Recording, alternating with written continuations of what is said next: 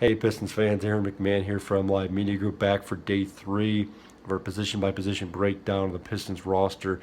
6 days away now from the start of training camp, this coming Tuesday. Today we look at the small forwards, and it's a group that really consists of 2 guys that are going to take up most of the minutes.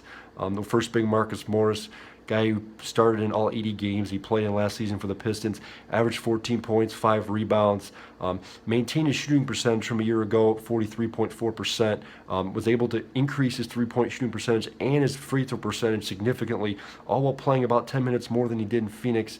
It's impressive numbers from a guy making less than $5 million a year, but the question going forward still remains around Stanley Johnson. The kid looked good at times last year, looked lost at others. But the Pistons obviously want him to break out and eventually become that starter.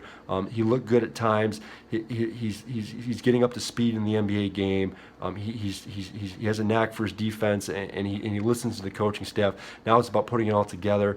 Most importantly, the offensive end. Only shot 37.5% from the floor. Real streaky. There were several instances last season where he couldn't find the basket, and there were other instances where he couldn't miss.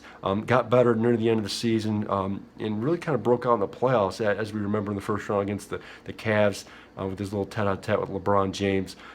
He's a guy to watch in training camp and the season going forward. He wants to be a starter. I know the Pistons want him to eventually become a starter.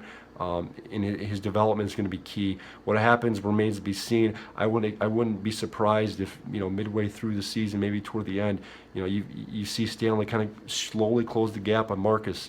I know the Pistons would appreciate that. I know you guys would appreciate that. We'll have to see going forward. Reggie Bullock, I have right now number 3 on the depth chart. He still remains in competition with Darren Hilliard for the possible 10th spot in the rotation.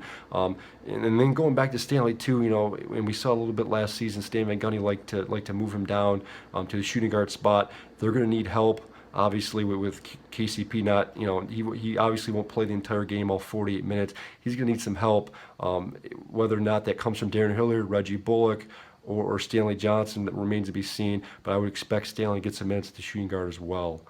Tomorrow, we look at the power forwards and then centers, and we get closer to training camp. Thanks again for watching. I'll talk to you guys tomorrow.